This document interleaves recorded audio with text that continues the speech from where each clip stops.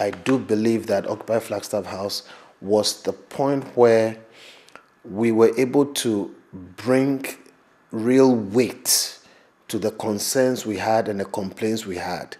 And people galvanized around that, and it became the beginning of the end for the incompetence that we were seeing at that time. I believe it was the start of many things. Things like Occupy, Ghana, things like, the Doom Summer Stop. It was the same group that organized Doom Summer Stop.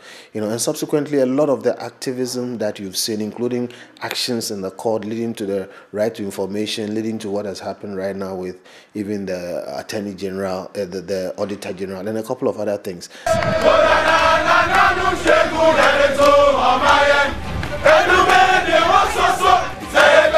That's a reason.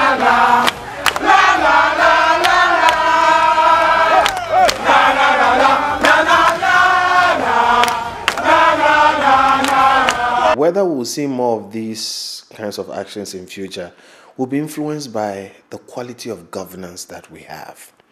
What we proved on that day was that even though we can find private solutions to public problems, we are still mindful of others who can't.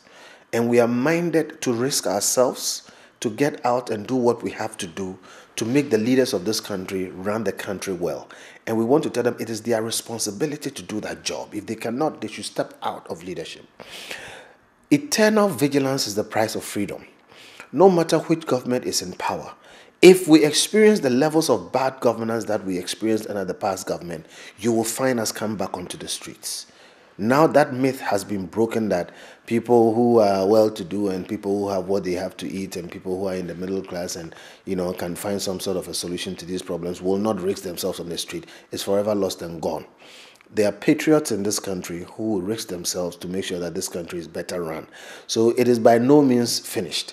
And you will see the resistance in many forms. Okay, since that time, a lot of the work we've done has been in the courts. We have been in court trying to insist on the right things being done. It won't stop. We will continue to fight until we get the kind of leadership we need in this country. So one way or the other, we are here to stay. Whether we'll be on the streets confronting governments like we did the last time will be influenced by the level of bad governance that we experience. So indeed, leaders should all beware because the average Ghanaian citizen has woken up.